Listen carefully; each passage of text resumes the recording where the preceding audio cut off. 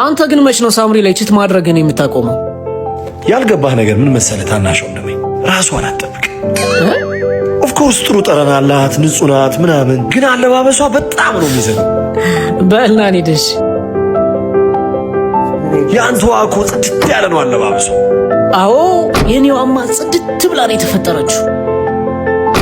ቆይ አሁን አለባበሷን ስታየው እኔ ላይ መፍረር ታቆማለህ።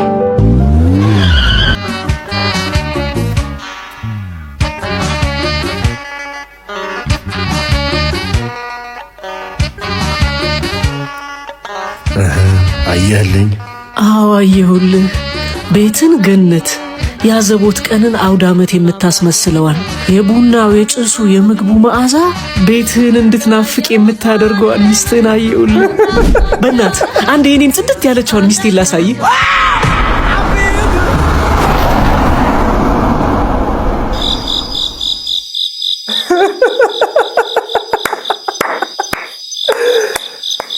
የወለደበት ቤት እኛ ቤት ሰራተኛዋ ዘመድ ጥየቃ ከሄደች ኪችኑም ልክ እንደ ሚስቴ ጽድት ነው የሚለው። ሜካፕ ብቻ ነው የማይጠቀመው።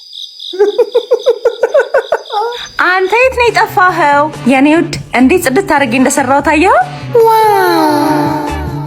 ደግሞ ምሳ እየጠበቅኩህ እኮ አስራብከኝ። በሉ እንብላ። እሺ። ወዴት ነው? ወደ ውስጥ ሬስቶራንት መጣሽ። ተረድቼ ጽድት ያለች። የት ሄድክ? ወደ ቤቴ ማለቴ ወደ ገነቴ።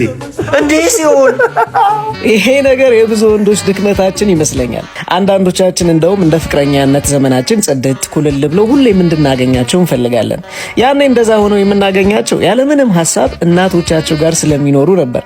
አሁን ግን እነሱ ራሱ እናት ሆነዋል። ያ ማለት ኃላፊነት አለባቸው። እስኪ እናንተም የሚሰማችሁን በኮሜንት አስቀምጡ። ኮሜንት ላይ የትኛዋ ትሻላለች? ይችኛዋ ወይስ ያችኛዋ?